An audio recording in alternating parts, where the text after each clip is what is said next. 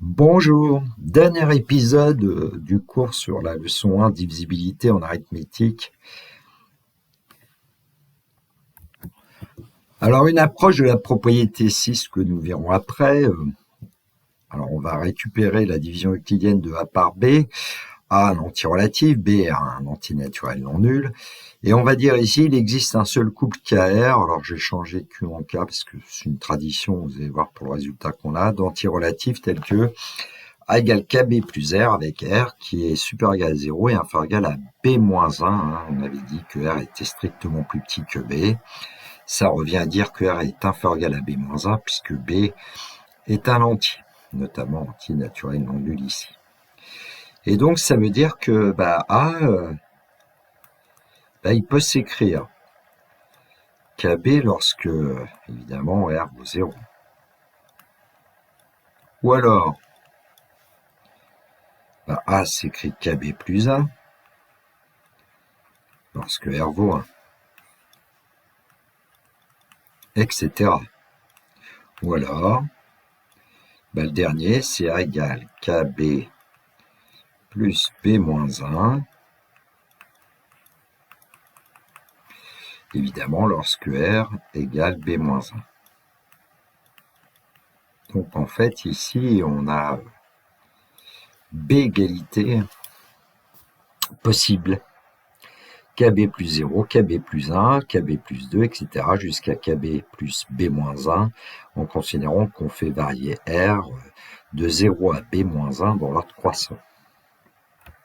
Alors la propriété 6, dans la division euclidienne d'un antirelatif A par un entier strictement positif B, il y a B restes possibles qui sont 0, 1, etc. jusqu'à B moins 1. Et tout antirelatif A peut s'écrire ou bien KB, ou bien KB plus 1, ou bien etc. ou bien KB plus B moins 1, ou qui appartient à grand Z. Alors, quelques exemples que vous voyez à l'écran. Premièrement, tout antirelatif peut s'écrire ou 2K ou 2K plus 1 avec K appartenant à Z. Autrement dit, quand un antirelatif s'écrit 2K, c'est un entier pair, et quand un antirelatif s'écrit 2K plus 1, c'est un entier impair. Deuxièmement, tout antirelatif peut s'écrire ou bien 3K, ou bien 3K plus 1, ou bien 3K plus 2 avec K appartenant à Z.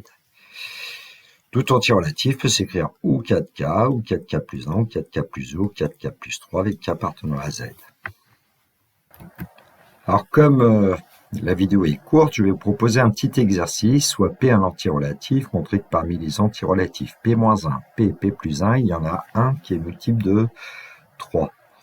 Alors pour résoudre ce genre de questions, ici on s'aperçoit qu'on a 3 antirelatifs consécutifs. Intuitivement, on sent qu'il y en a un qui va être multiple de 3, alors comment le démontrer? Par exemple ici, on va dire K numéro 1. Eh bien, le nombre P, il peut s'écrire éventuellement 3 fois K, avec K éléments de Z.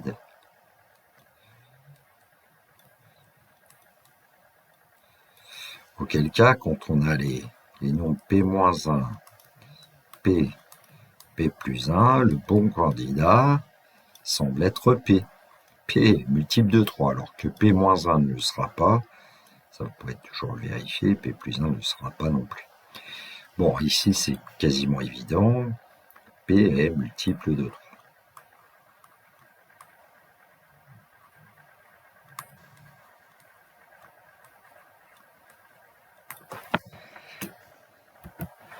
Cas numéro 2, P peut s'écrire 3K plus 1 avec K élément de Z. Alors, lequel semble être le bon candidat? Alors, P-1, P-1 sera 3K, donc ça a l'air d'être P-1. Et vous pourrez vérifier, évidemment, que P, lui, il n'est pas multiple de 3, et P plus 1 non plus. P plus 1 serait 3K plus 2, le reste de la division euclidienne, ça serait 2, c'est pas 0, par 3. Bon, là, c'est pas très dur, P-1 égale 3K. Plus 1 moins 1, donc 3K. Avec K élément de Z, donc forcément, P-1 est multiple de 3.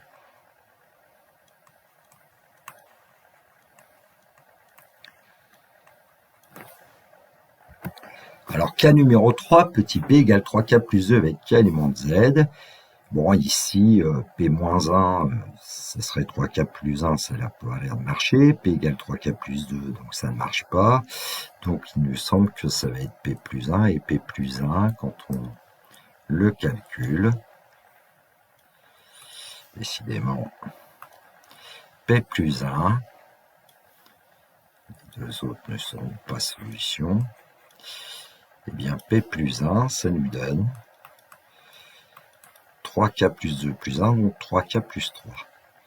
Alors ici, il y a un tout petit peu de travail à faire, puisqu'il faut montrer que P plus 1 est un multiple de 3. C'est la somme de deux multiples de 3, mais bon, on va quand même mettre 3 en facteur. Et n'oubliez pas qu'il va falloir vérifier que ce nombre qui est là, K plus 1, est bien un entier. Mais K appartient à Z, donc K plus 1 appartient à Z. La somme de deux entiers est un entier relatif. Et donc, on va pouvoir dire que P plus 1 est multiple de 3. Alors, on vient de faire ce qu'on appelle un raisonnement cas par cas, et il n'y avait que 3 cas à considérer, vu qu'il n'y a que 3 restes possibles dans la division euclidienne par 3. Et donc, on peut conclure que parmi les entiers P-1, P et P plus 1, il y en a un qui est multiple de 3, et en fait, il n'y en a qu'un seul. Généralisons un tout petit peu. Soit B un entier supérieur ou égal à 2, parmi B entiers relatifs consécutifs, c'est important qu'il soit consécutif, parmi B entiers relatifs consécutifs, l'un de ces entiers est multiple de B, et en fait, il n'y en a qu'un seul, mais enfin, souvent on a besoin de savoir qu'il y en a un qui est multiple de B. Alors, je vous laisse essayer de voir éventuellement une démonstration. Nous, on l'a fait pour B égale 3, on pourrait voir pour B égale 4. Bon, c'est pas très agréable à écrire, donc je vais pas le faire. En revanche, ce qu'on peut faire, c'est de voir un petit exercice. Donc, exercice, pour tout n appartenant à grand N, un égale produit de n et de n plus 1 de n plus 2. Alors, première question, montrer que pour tout n appartenant à grand N, un est multiple de 2. Pour montrer que un est multiple de 2, ici, on peut constater que n a pour entier consécutif n plus 1, qui lui-même a pour entier consécutif n plus 2. Alors, soit on prend les deux premiers, soit on prend les deux derniers. Bon, prenons les deux premiers.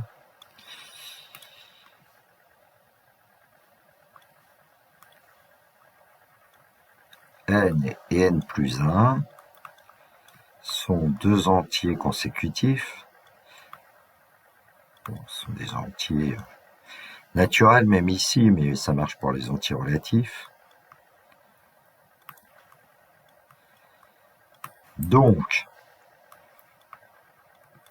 nn plus 1 est multiple de 2.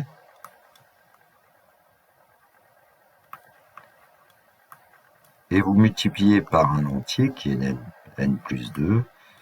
Donc n plus 1, n plus 2, il est aussi multiple de 2. C'est un tiret. Et donc, un est multiple de 2.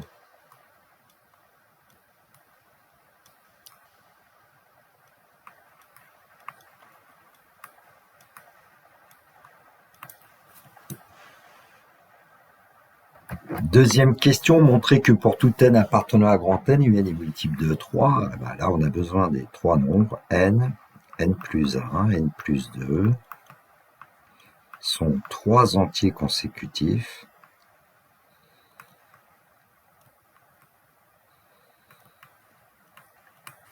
Et donc,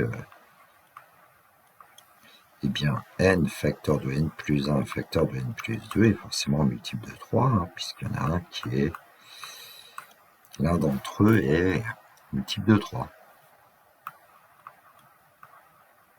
Et qui sera multiplié par le produit de deux entiers, donc par un entier. Bon, il y aurait des choses peut-être à rédiger un peu plus, je vous donne les idées. Bon, donc un est multiple de 3.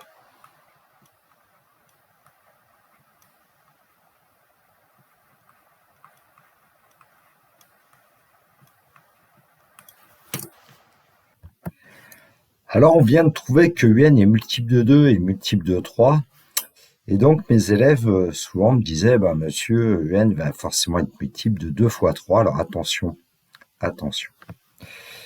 Alors, en fait, UN est multiple de 2 fois 3.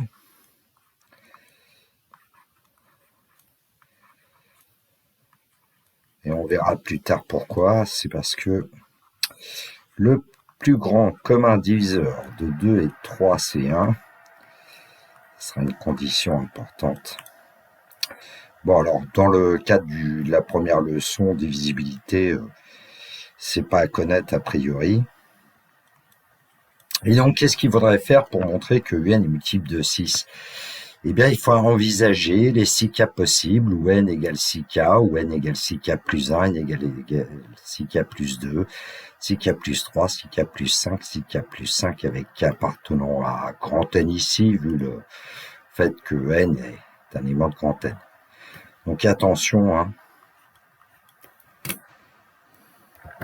Donc un contre-exemple, on peut dire par exemple que le nombre 24, il est multiple de 6.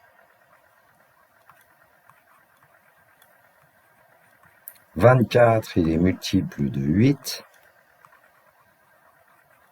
Mais 24 n'est pas multiple de 6 fois 8, qui vaut 48. Hein.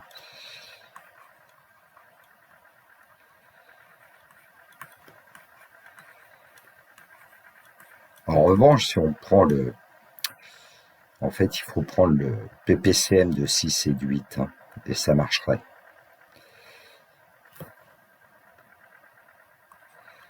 « 24 est multiple du PPCM, une notion qui n'est pas vraiment au programme, c'est bien dommage. Parce que le plus petit commun multiple de 6 et de 8, eh ben c'est 24.